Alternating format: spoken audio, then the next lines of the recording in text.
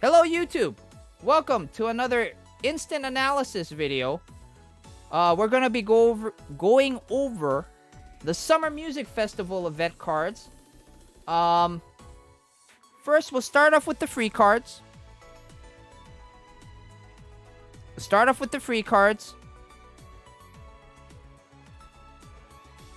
Right, first free card, Angelic Angel Umi.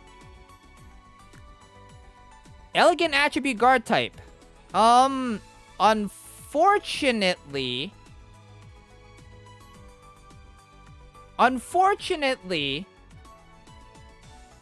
it's a damage reducer.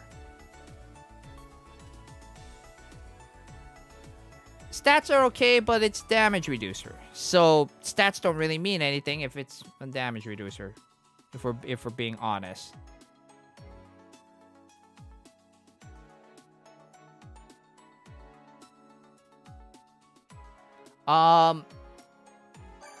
Same attribute, stamina buffing passive is kind of meh.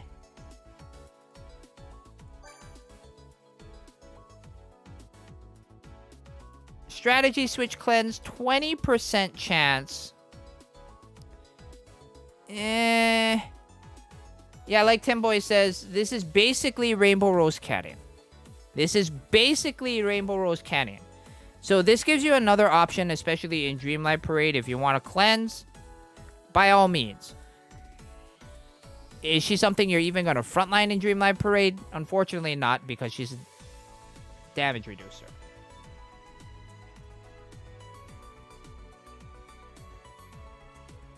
Right, second card. Mijuku Dreamer Riko. Cool attribute SK type. Stats are a little bit weird, right? 62-62 appeal, 37-23 stamina, 69-40 technique at max limit break. Crit rate up, tap active. However, it's same attribute.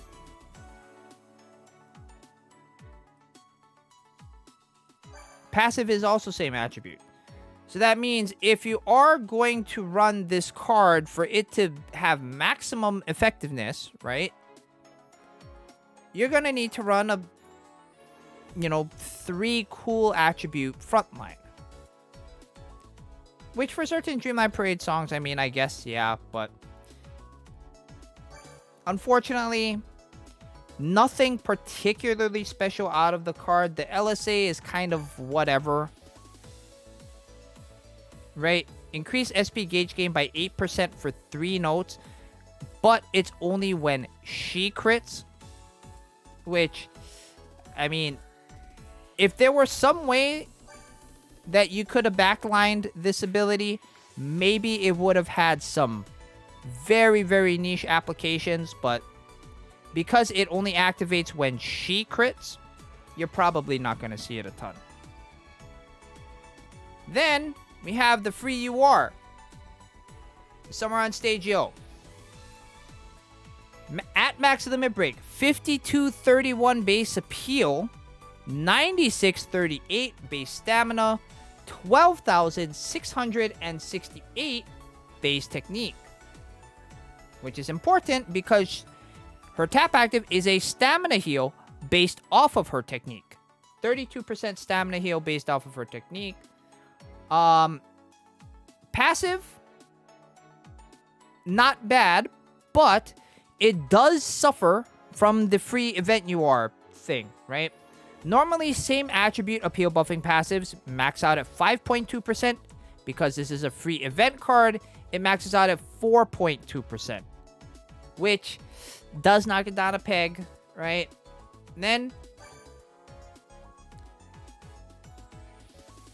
a 30% chance to heal 20% of her technique as stamina whenever you clear an AC.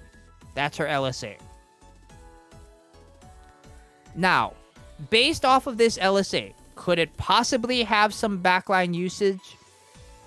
Yes, if you don't own like a Noble Princess Riko or something and you're purposefully, let's say, tanking a song for a voltage ranking, right? You're wanting to run without a frontline healer, but you still need some sort of heal, right? You can backline this yo and it'll be all right. It won't be great.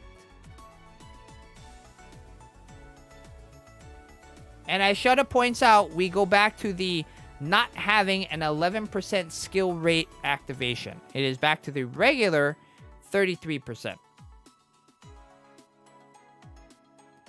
But yes, as far as usability, you know, for a lot of you, as far as a free card goes, right? As far as a free card goes, this is actually not bad, right? This free card is actually not bad. And especially for those of you, right? Especially for those of you who love to cheese during SBL, right? Those of you that love to cheese during SBL, this is actually fantastic for you, right? Because she has a stamina heal tap active, but she's also an SK type. So, with this being an SK type stamina healer, right? What do you try to do with cheesing for SBL? For either skill activations or stamina healing. What you would optimally like to do is have 2 strategies of 3 SK type stamina healers, and then your third strategy is full of cards that have live show actives that increase your skill activation rate up whenever you switch strategies. So cards like First Fesio, Parade Pana, the Smile Attribute Voltage type card, Snow Halation Maki, Cheerleader Yohane, Boradara Umi, cards like that, right? And you would switch back and forth, right? Hopefully between 2 strategies full of SK type stamina healers. And why is the SK type stamina healer part, the SK type part of it, so important? Remember, formationally, if you put 3 SK type cards together, you get a strategy switch time down of 2 nodes. And when you're cheesing and you're trying to increase your skill activation rate by switching strategies, being able to go tap, tap, tap, switch, tap, tap, tap, switch, and increase your possibility of skill activation rates, that allows you to cheese a lot more.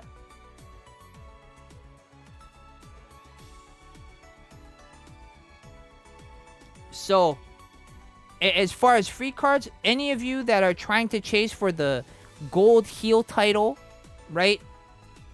This is a fantastic grab for you. This is a fantastic grab for you in your quest of getting 1,500 extra tokens for Dream Live Parade. You know, for every Dream Live, not Dream Live Parade, per SBL play. And getting closer to that 3-star heal skill title. Now, let's get into the gacha side of things, right? Gacha side of things. The gacha SR, Nijiiro Heart Karin, 69.97 base appeal, 57.96 base stamina, 71.95 base technique, which means this card has a crit profile, right? She's going to have a slightly higher crit rate. According to Kirara at Max Limit Break, this crit rate is roughly about 37%. Okay? Tap active SP gauge gain by 11.2% for the next 2 nodes. Only for same attribute cards. So only other elegant attribute cards. This tap active is terrible. This tap active is actually terrible.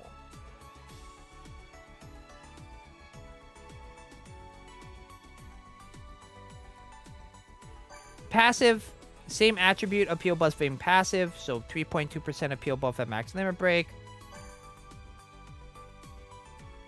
And unfortunately, her LSA also very bad. The first time you use your SP gauge, increase your SP gauge gain by 24%, but only for 10 nodes. And as far as our modicum of how we evaluate SRs, would this replace a cheerleader Kanon? No, definitely not. So, for all intents and purposes, this card is just costume filler, and that's it. Alright, first, UR of the event. Somewhere on stage, Nozo. A natural attribute guard type card. Huh. 9139 base appeal, 13382 base stamina, 10,118 base technique at max limit break. Tap active, stamina heal. So now we have another natural attribute guard type stamina healer. If you remember, for a long time, the only thing the natural attribute was getting in the UR slot as far as like a sustain card were shielders, right? Everything was a shielder. You never had anything that straight away just gave you a stamina heal. This card does give you a stamina heal, which is good. Already a thumbs up, right? Second part of her kit, a same attribute stamina buffing passive, 5.2% at max skill level. Unfortunately, her LSA is terrible. There may be only like 1 or 2 songs where this LSA actually means anything. Right? This LSA reduced stamina damage by 10%, but only for the first 5 notes of the song. And this is guaranteed every time you play a live. Right? So it's only the first 5 notes. You take 10% less stamina damage.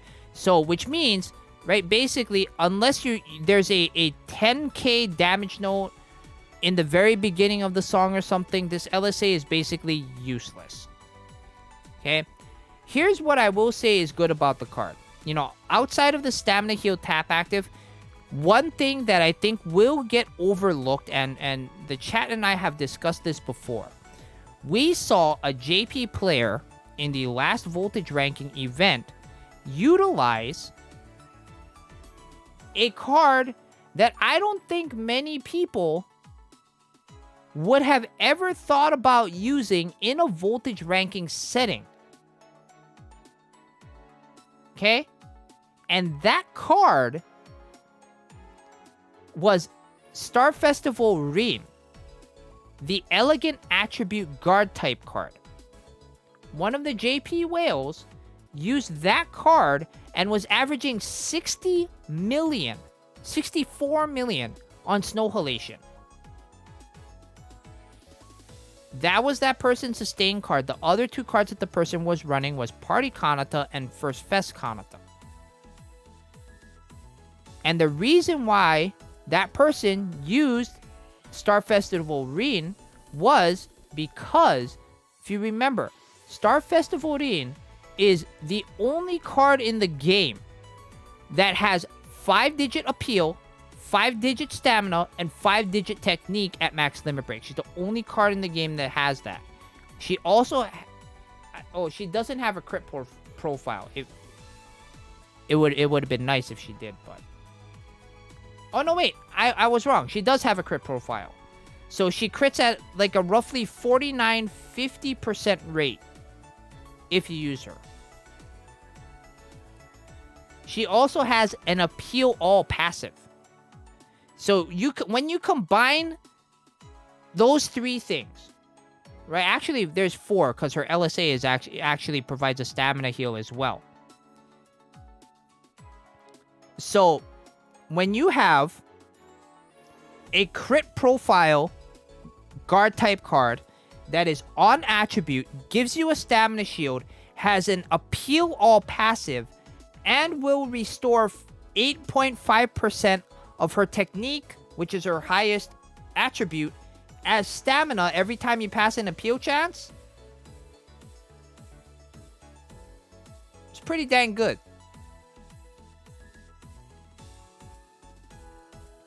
It's pretty dang good. And it's something I hadn't thought of initially because, you know, it's if you don't have the card yourself, you forget that there can be strategies revolving, or, you know, some of these other like really lesser known or lesser used cards.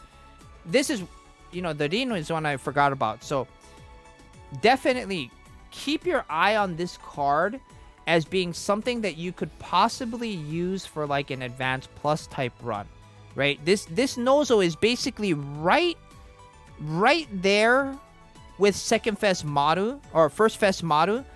The only thing is, right, we have to remember is this is a regular event gacha card, right? So it has a maximum of 3 insight slots, right? Maru will have, First Fest Maru will have 4. So that's something you do kind of have to keep an eye on. But the stats, along with the kit, you know, the tap active and the passive are good. The LSA is terrible. Don't bother with the LSA. Right? Okay, and then now we have the second UR, Samurai on Stage, Ayumu.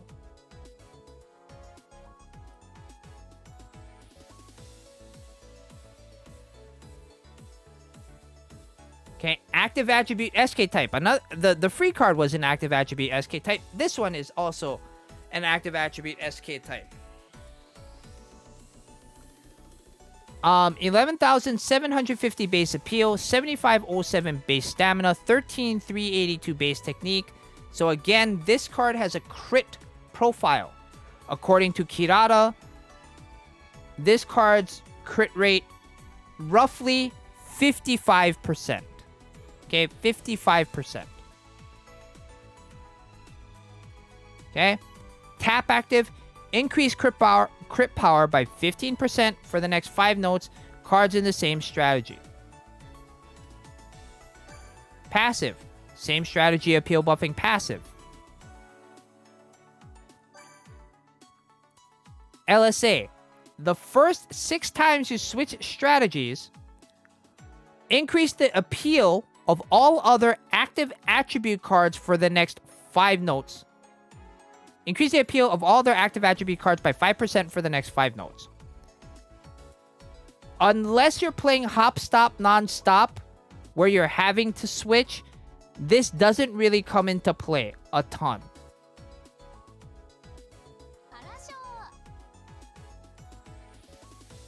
Hello, Luluna. Welcome, welcome. Thank you so much for the follow. According to Kirara, according to the game itself, look, the game itself doesn't give you crit rate percentage, okay? Take it easy over there, Skeleton. I mean, if you wanted to give a very simplified evaluation of this particular card,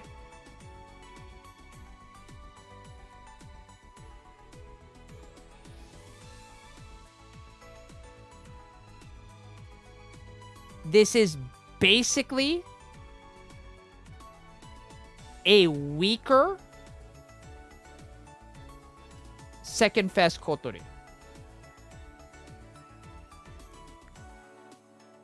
Number 1, the tap active is weaker, right? Kotori, same tap active, but it caps at 20% for the next 5 notes for the same strategy cards. This one is 15. Passives are the same, and Kotori's LSA is better. Right? Kotori gives you the guaranteed 2.5% appeal boost to cards in her strategy. This one is an appeal up of 5% for the next 5 notes whenever you switch strategies.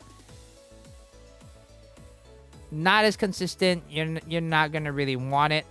You know, you're not going to, not really want it, but you're not going to care about the LSA as much. The other 2 parts of the card, though, the tap active, the passive, that's something you can pay attention to. Right? If you happen to miss out on first Fest Kotori, or second Fest Kotori, or you want basically a budget Fest Kotori, but in a different attribute, you know, for any possible upcoming, you know, advanced plus voltage rankings, you know, whenever we will get the next one, inevitably, this is a card that people are going to have to look out for. Right? The appeal is good enough. The tech gives it a crit profile. And you have a crit power increase. Right? So if you're having, you know, a bunch of high crit rate cards and you're buffing their crit rate with, you know, bangles and all this kind of stuff, you know, there are ways where you can use this card in a formation and score fairly well. So, is it something you necessarily need to pull? It depends. For most of you, not really. Right? You would still probably, for most instances, run a Setsuna, First Fest Kanon, you know, even stuff like Toy Shop Panic Yo or Christmas Kotori, Science of Spring In, other cards like that. You know, if you already have them, you know, you can definitely skip this card. If you, for some reason, are going to play, you know, you're going to tier the event and you're missing a very strong active attribute score, then you can go after this card. But to me, for a lot of players that aren't necessarily concerned about voltage metas and stuff like that, you don't need to scout for this card. It'll be a nice card to get later on, whether it be off of a ticket or, you know, whether it be a regular scouting ticket, a UR ticket, or whatever. It'll be a nice get for you, but it's not a I gotta have this, you know, type of UR, unless you're an Ayumu Oshi. Then you're probably scouting for this card. Type of event was this again? This is for a marathon event. So, you know, if you are planning on tiering the marathon event, you know, you're gonna be pulling in the either the step up, or you're gonna do daily pulls on the banner. You know, these, you know, each of the URs will give you an extra 110% drop rate. Karin will get you an extra 60% if you pull her and throw her in your teams. So it'll help accelerate you to get to, you know, some of the higher level rewards on the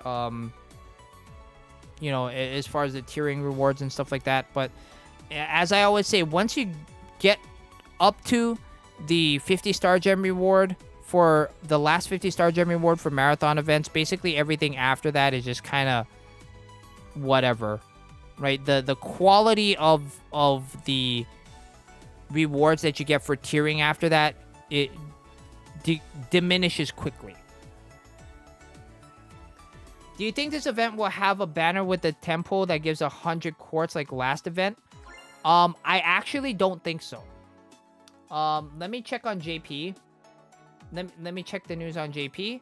But for now, YouTube, thank you so much. I should have a video coming out relatively soon. An extra video other than this one. So please be on the lookout for that.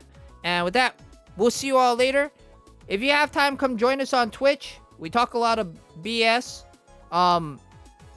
Twitch fam heard me rant and rave for about 30 minutes right before this, and I'm sweating right now.